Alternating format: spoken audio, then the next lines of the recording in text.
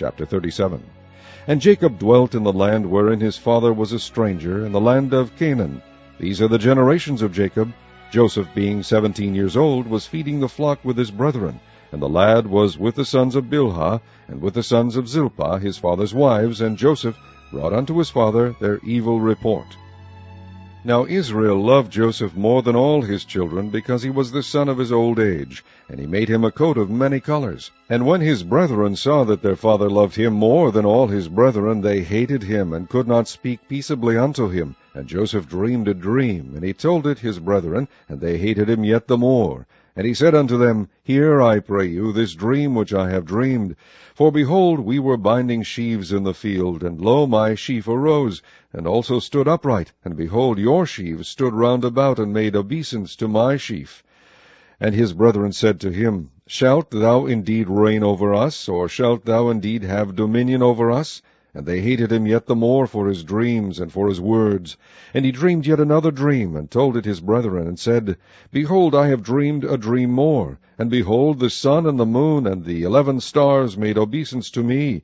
And he told it to his father and to his brethren. And his father rebuked him, and said unto him, What is this dream that thou hast dreamed? Shall I and thy mother and thy brethren indeed come to bow down ourselves to thee to the earth? And his brethren envied him, but his father observed the saying. This ends side A. And his brethren went to feed their father's flocks in Shechem. And Israel said unto Joseph, Do not thy brethren feed the flock in Shechem? Come, and I will send thee unto them. And he said to him, Here am I. And he said to him, Go, I pray thee, see whether it be well with thy brethren, and well with the flocks, and bring me word again.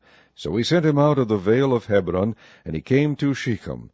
And a certain man found him, and behold, he was wandering in the field. And the man asked him, saying, What seekest thou?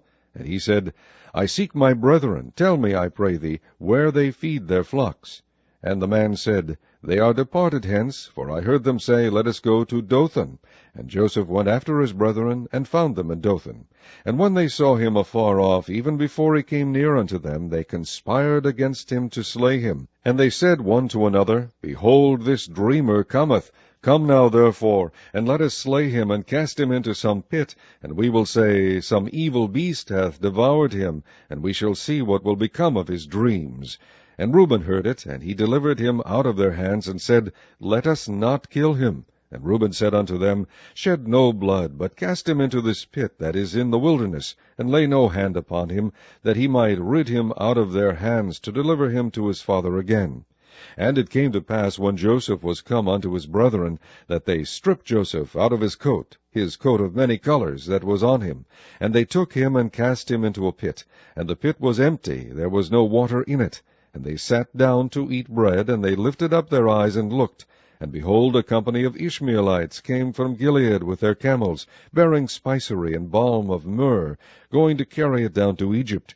And Judah said unto his brethren, What profit is it if we slay our brother, and conceal his blood? Come, and let us sell him to the Ishmaelites, and let not our hand be upon him, for he is our brother and our flesh. And his brethren were content. Then there passed by Midianites merchantmen, and they drew and lifted up Joseph out of the pit, and sold Joseph to the Ishmaelites for 20 pieces of silver. And they brought Joseph into Egypt. And Reuben returned unto the pit, and behold, Joseph was not in the pit, and he rent his clothes. And he returned unto his brethren, and said, The child is not, and I, whither shall I go? And they took Joseph's coat, and killed a kid of the goats, and dipped the coat in the blood. And they sent the coat of many colors, and they brought it to their father, and said, This have we found. Know now whether it be thy son's coat or no. And he knew it, and said, It is my son's coat. An evil beast hath devoured him. Joseph is without doubt rent in pieces.